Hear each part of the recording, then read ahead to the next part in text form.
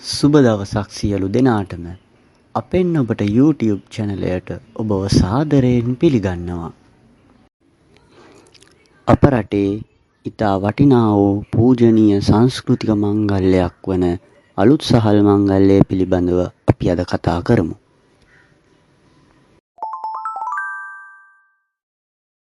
වැව, වෙල, ගම, කන්ද, ලන්ද තමන්ගේ පැවැත්මේ කේන්ද්‍රස්ථානය කරගත් නුවර කලාවියේ ගොවි ජනතාවට තමාට පිහිට වෙනුවෙන් කෘතගුණ සැලකීමක් වශයෙන් විවිධ පුද පූජා ආගම ධර්මය මුල් කරගෙන පැවැත්වීමට හුරු පුරුදු වූහ.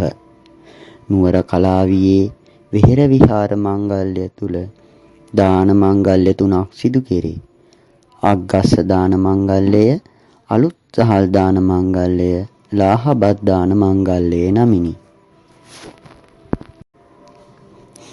ගොයම් කිරි වැදීගෙන එන අවදියේ කපා ගන්නා කිරි කරල්, තලා මිරිකා පිසින ලද අති භක්තිපූර්වක කිරි ආහාර බුද්ධ පූජාව නුවර කලාවියේ හඳුන්වන්නේ අග්ගස්ස දාන මංගල්‍යය වශයෙනි. ඊට ඇතැම් ප්‍රදේශයක ගොවීන් වහරන්නේ අලුත් සහල් නැතහොත් අලුත් සහල් මංගල්‍ය කියාය. රාජවන්නයේදී අලුත් සහල් මංගල්‍ය ලෙසද මෙය හඳුන්වනු ලබයි. රටේ ධන ධාන්‍ය ආදී සම්පත් භෝග බුද්ධ භෝග ලෙස සලකා ප්‍රථම භාගය රත්නත්‍රය සිහිකර පූජා කිරීම පුරුද්දක් ආගමික චින්තනයට එකතු වූයේ බුදු සමය ලක්දිව ප්‍රතිෂ්ඨාපනය වූ මුල් කාලයේ සිටය.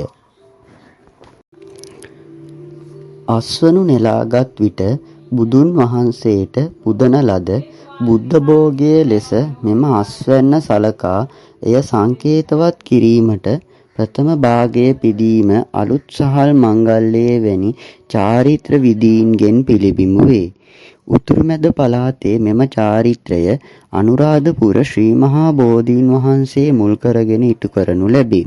සෙසු පළාත්වල සම 40 බෝධීන්ගෙන් එකක් මුල් කරගෙන පිදුම් කිරීම හා ගමේ පන්සලේ බෝධිය හෝ විහාරය මුල් කරගෙන සිදු කිරීම හෝ අතීතයේ සිට පැවත එන සිරිතකි.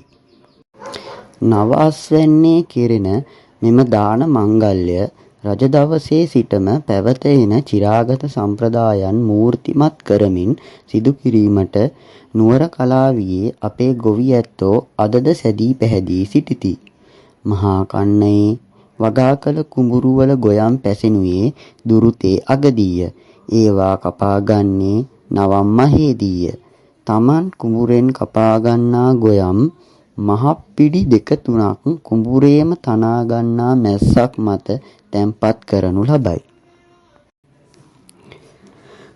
නවම් මස හා මැදින් මස අතර යෙදෙන පුරපසළොස්වක පොහොය දිනයක හෝ ඊට ආසන්න දිනයක එම උප්පිඩිවල වී සහල් කර අලුත් සහල් මංගල්‍යයට සූදානම් කරති.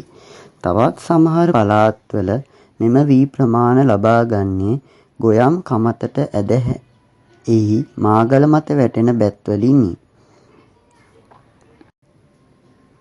මෑතක සිට අලුත් සහල් මංගල්‍ය ජයශ්‍රී මහා බෝසමිඳු අභියස සිදු කරන්නේ බක් මාසයේ පළමු සතිය තුලදීය.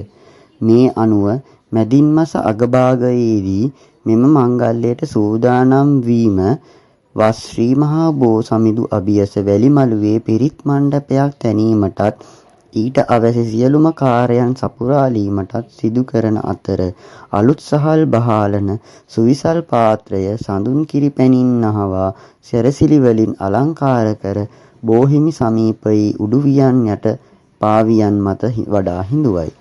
එසේ කරනුයේ ඊට සාම්ප්‍රදානුකූලවත් පිළිවෙත් නොමදව කරමින් අටමස්ථානාධිපති වහන්සේගේ අනුශාසනා මත මහා සංඝරත්නයේ කීප නමක් විසින්ය.